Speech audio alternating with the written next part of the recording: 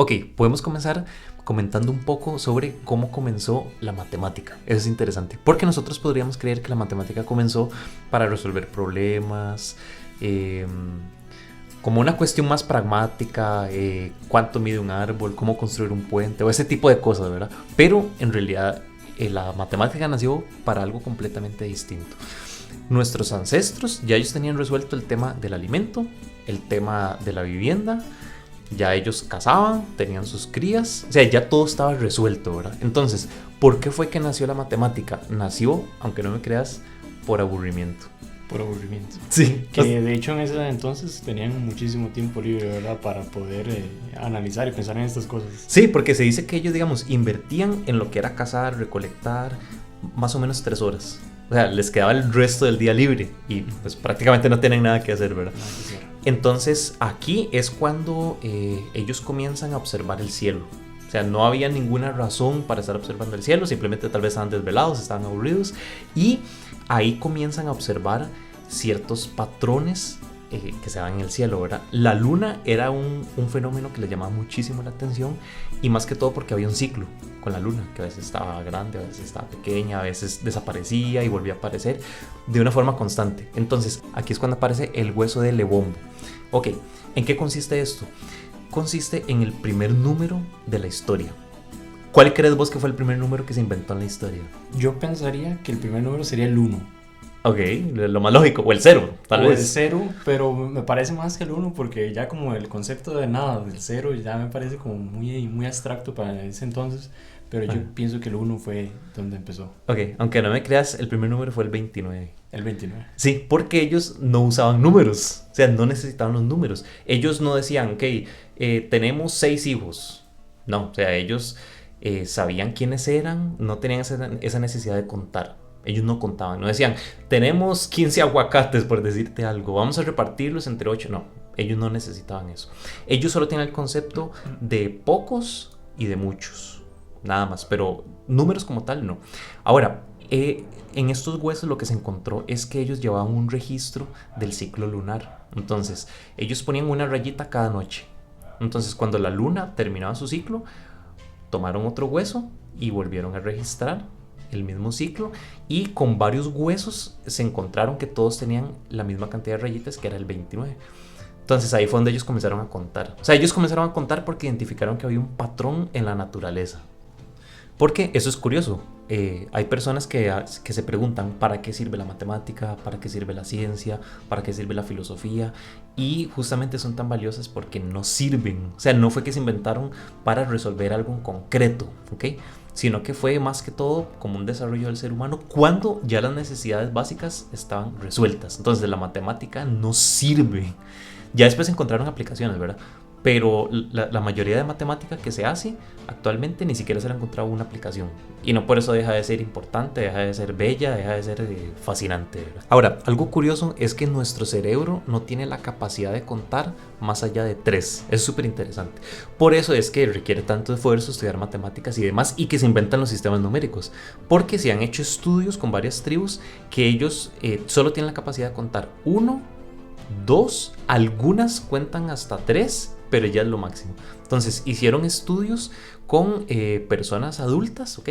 Con personas, digamos, originarias, aborígenes, y los ponían a identificar, digamos, cantidades donde en alguna habían 3 objetos, en otra habían 2 objetos, les preguntaban en cuál de los dos habían más, y si lograban identificar casi que en el 100% que en el de 3 había más que en el de 2. Pero digamos, en un grupo habían 8 objetos y en otro habían 7, y lo hacían por comparación. O sea, no tenían esa capacidad de contar, sino que lo hacían como a ojo, como a cálculo. Y muchas veces se equivocaban, ¿verdad? Y no es casualidad que en nuestro lenguaje, digamos, solo exista el singular y el plural. Porque es el reflejo de que nuestro cerebro solo identifica entre uno y varios. Entonces, bueno, hay algunos sistemas lingüísticos que son duales, como el nuestro, que es como uno y muchos, ¿ok? Hay unos que son triales, que se identifican como el 1, el 2, el 3. Y esto es curioso porque nosotros tenemos singular y plural, pero hay sistemas lingüísticos que tienen el singular, algo que llaman el paucal, que es como el algunos, y el plural, que ya es como el todo o el muchos, ¿verdad? Ok, ahora podemos hablar un poco sobre el comienzo de la filosofía, ¿ok? De la filosofía clásica. Entonces, el primer filósofo clásico reconocido es Tales de Mileto, ¿ok? Un personaje súper interesante porque se cuenta que él había viajado por Egipto, ya había un desarrollo matemático en Egipto y que él como que tuvo mucha influencia de estos conocimientos, y él aportó muchísimo a la parte de matemática, pero sobre todo a hacer preguntas. O sea, estos primeros filósofos presocráticos, como que el aporte que tuvieron, más que las respuestas que daban, eran las preguntas que hacían. Entonces, bueno, sobre los relatos sobre este personaje, se dice que era una buena persona, pero que carecía de todo sentido práctico. Y le decían que podría estar muy instruido, pero ¿para qué le servía toda esa instrucción si luego no tenía dinero? Entonces las personas no entendían de la época, ¿verdad? Para qué una persona se ponía a desarrollar ese tipo de pensamiento más abstracto, más general, ¿verdad? Si lo que importaba era producir dinero y ya. Hay una anécdota donde se estaban burlando de él, porque sé que se burlaba muchísimo de él, y él lo que hace es alquilar un granero, y él sabía que venía una crisis, ¿okay? Entonces, cuando se vino la crisis, él le alquiló a su vez el granero al pueblo para que guardara los alimentos, pero a un sobreprecio, digamos. Entonces ganó mucho dinero, pero dicen que él lo hizo solo para demostrarle a los demás que él tenía la capacidad de ganar dinero, pero que no le interesaba. Incluso hay otra anécdota donde dicen que él iba caminando y por estar viendo las estrellas cae en un pozo. Entonces él tenía una esclava, que en esa época se acostumbraba, ¿verdad? Y la esclava se burlaba de él. O sea, dicen que la esclava se burló de él durante 3 días seguidos por este hecho, ¿verdad? Entonces ya es como estas personas que habían heredado este pensamiento que va más allá de lo pragmático, sino que es como una admiración por el universo. Y ya ahorita vamos a hablar un poco de la ciencia se desarrolló no para curar una enfermedad, no se desarrolló para resolver un problema en específico, o no hubo una razón concreta, no fue para mejorar la economía ni nada por el estilo, ¿verdad? Fue simplemente por una admiración por la vida, por el universo. Y ahora podemos mencionar un poco lo que es el origen de la ciencia. La gente piensa que tuvo como un único origen, que se fue desarrollando de forma lineal a través de la historia, pero en realidad no, en realidad la ciencia tuvo 2 orígenes. Antes de estos 2 orígenes hubo una etapa que podemos llamarla como la prehistoria, una etapa de esta época prehistórica, donde el ser humano, específicamente el Homo sapiens, empieza como a realizar un tipo de observación en la naturaleza. Entonces se va dando cuenta de que cuando la arcilla se humedecía y luego se secaba, se endurecía.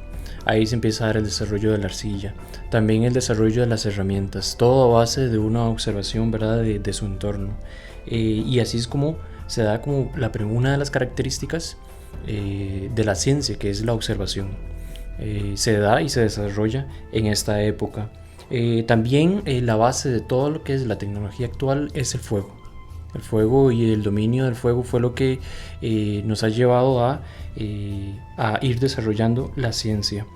Después podemos entrar en otra época, antes ya del primer origen, que sería el uso del mito y de la religión para explicar todo lo que eran fenómenos naturales, ¿verdad? Desde un tsunami, desde un eclipse, de una época de sequía, todo era explicado a través de la mitología, ¿no? De un dios que llegaba, intervenía, también la fortuna de cada persona, ¿no?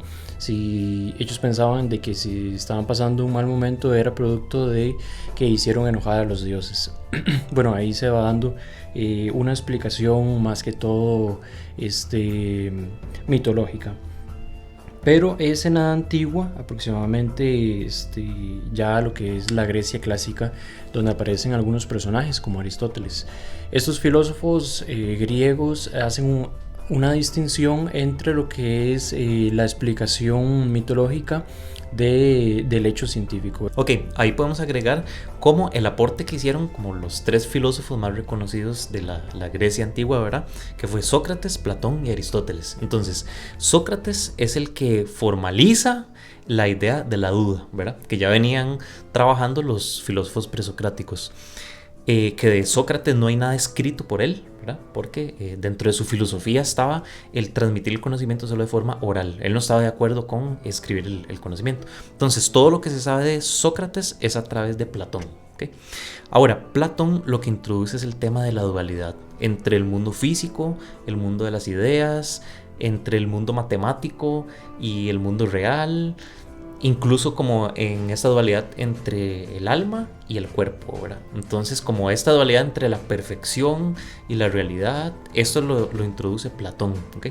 Y después viene Aristóteles, que es el que introduce la idea del movimiento, ¿ok? Entonces, Aristóteles era un filósofo del movimiento.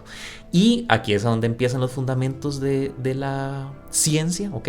Porque Aristóteles era un filósofo que él estaba luchando contra el platonismo, más que todo como en su época tardía, ¿verdad? Porque él pensaba que era una pérdida de tiempo enfocarse en la cuestión del alma, en esas cuestiones abstractas, ¿verdad? O sea, que lo importante era una filosofía, pero una filosofía en el mundo, una filosofía del mundo. Y aquí es donde empiezan todos estos fundamentos de la ciencia, ¿verdad? Sí, y de hecho Aristóteles es el precursor de la inducción. La mayoría de su interés fue la deducción de conclusiones a través de premisas cuestionables. Y empieza a desarrollar otras áreas como la astronomía, la biología, la filosofía, ¿verdad? Por supuesto, y la geometría. Aquí la geometría juega un papel muy importante porque cuando se empieza a pensar el espacio, el volumen, las dimensiones, todo eso, se empieza a tomar conciencia sobre nosotros dentro de la naturaleza. Y ya después, bueno, eso se da obviamente en la Grecia antigua. Cae la Grecia ante el Imperio Romano y después aquí hay como una pausa en el desarrollo de la ciencia. Llega el Imperio Romano, no la desarrolla de la misma forma. De hecho, lo que quedan son tratados en griego que a la hora de traducirlos se desvirtúa todo el conocimiento porque hay que hacer una traducción del griego al latín. Entonces hay como una pérdida del conocimiento original. Este conocimiento lo guardan los musulmanes de la época y después en la Europa occidental más actual es cuando se logra recuperar de los musulmanes todo lo que era el conocimiento ya de la ciencia griega.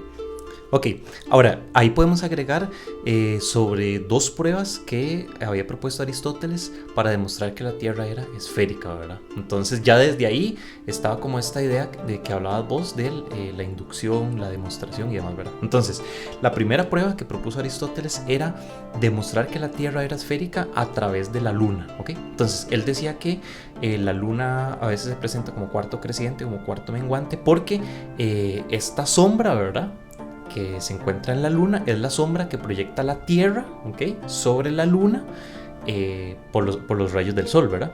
Entonces, lo curioso es que si vos observás, esta sombra siempre es redonda, ¿ok? Y solo existe una figura geométrica cuya sombra siempre es redonda y es la esfera. Entonces, por aquí se puede concluir que la Tierra es esférica, ¿okay? Porque Platón decía, si la Tierra fuera plana, ok, fuera redonda, pero fuera plana, si vos tomas una figura como un disco, ok, y proyectas una sombra, esa sombra puede ser circular, pero también puede ser ovalada, ok, puede ser como una elipse. Entonces, como la sombra siempre era redonda, ahí él concluye que era una esfera. Y la segunda prueba era la prueba del horizonte. Entonces, Aristóteles decía que si un barco se acerca desde el horizonte, hay 2 opciones. Si la Tierra es plana, vos verías el barco completo cuando se acerca y se va haciendo cada vez más grande. Si la Tierra fuera esférica, uno va viendo que el barco se acerca, pero como que se va asomando. O sea, como que uno vería primero la parte de arriba y así conforme se va acercando hasta que ves el barco completo. Y si uno va al horizonte, y uno puede hacer la prueba, ¿ok?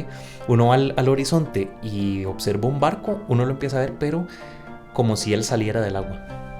Pues es un proceso lento, ¿verdad? Pero así es como se ve. igual, ¿verdad? Son pruebas para demostrar que la Tierra es esférica sin necesidad de... Como he escuchado algunas personas que dicen, no, es que si yo no he salido del planeta no lo puedo demostrar. Se puede demostrar matemáticamente, ¿verdad?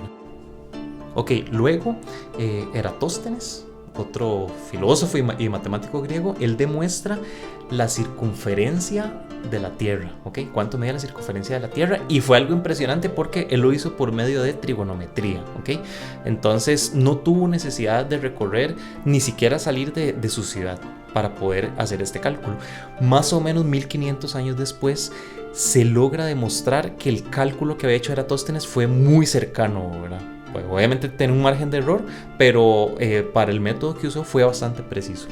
Ya entramos en la Edad Media y igual forma, digamos, no hay un desarrollo de la ciencia como tal, pero ya se empieza a entender la naturaleza como un sistema coherente de leyes que pueden ser explicadas por la razón. Entonces los sabios medievales empiezan a lanzar, ¿verdad?, esta búsqueda de explicaciones para ver cómo se podía explicar los fenómenos del universo, y se empiezan a realizar avances importantes en lo que es la metodología científica y también del área de la física. Después, aquí viene otro personaje, Ptolomeo, que él proponía que la Tierra era esférica, ¿ok? Pero que era el centro del universo, ¿ok? Curiosamente, esta era como la teoría predominante en ese entonces, ¿verdad? Que la Tierra era el centro del universo. Y aquí viene un personaje importantísimo que es Giordano Bruno, ¿ok? Él era un sacerdote, ¿ok?, que después se rebeló, por decirlo así, contra la parte ortodoxa de la Iglesia Católica en ese entonces, y él comienza a buscar otras teorías sobre qué es Dios y qué es el universo, ¿verdad? En un famoso sueño que tuvo a los 30 años, donde él vio que en el universo habían otros planetas, habían otros soles, había vida en otros planetas, y que la Tierra no era el centro del universo. Entonces, bueno, él al final fue acusado, fue ejecutado por la iglesia. Ok, él fue el antecesor de otro científico importante que fue Galileo. ¿Okay? Entonces, Galileo fue el primero que observó por un telescopio y ya vio que habían efectivamente otros planetas, y ya se comenzó a consolidar como este modelo donde ya la Tierra no era el centro del universo. Ya entramos en el Renacimiento, y en esta época lo que más se desarrolló fue la astronomía, gracias principalmente a la figura de Nicolás Copérnico. Fue un científico polaco que fue difusor de la teoría heliocéntrica, esta que explica que los planetas giran alrededor del Sol, ¿verdad? Luego aparece otro personaje, Kepler, que fue quien describió el movimiento de los planetas conforme a las órbitas elípticas. Y por último, Galileo Galilei, como mencionabas, ¿verdad? Él termina de sistematizar todos estos conocimientos y los formuló a través de principios modernos, ya basados en el conocimiento científico. Y ya aquí empieza lo que sería el segundo origen de la ciencia, donde se empieza a pensar más en la naturaleza, en la física y cómo se va percibiendo el espacio. Hay muchos avances, como por ejemplo en la medicina, con el inicio de la cirugía moderna, la zoología moderna, con una primera clasificación de los animales por géneros y familias. Se inventa el microscopio, se introduce un primer método de clasificación de las plantas, se crea el primer mapa y el primer tratado sobre química con una mínima base científica. En esta época también aparece Leonardo da Vinci, que realiza trabajos en ingeniería, en hidráulica, mecánica, estudios en anatomía, en óptica, en botánica, geología, paleontología y otras disciplinas. Ya luego entramos en la Edad Moderna. Aquí la ciencia tiene un salto, ¿verdad? Una revolución, como se le conoció en ese momento, la revolución científica, que fue como el término que se usó para poder describir el cambio y el avance tan grande que tuvo la ciencia.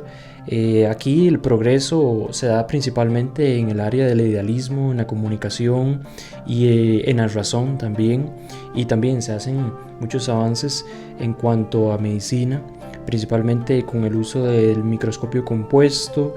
También se crea el pararrayos, el termómetro, los sistemas de refrigeración modernos, la máquina del vapor, la primera batería, el primer submarino, la primera turbina de agua y la invención de la bombilla incandescente. Ya después entramos en la edad contemporánea. Aquí la geometría evolucionó con la aparición de la geometría proyectiva y la geometría no euclidianas.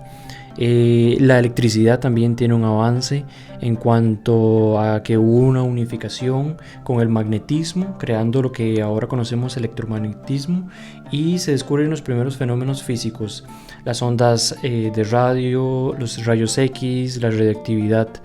También se da algo muy importante, que es la democratización de la enseñanza y la profesionalización de la ciencia.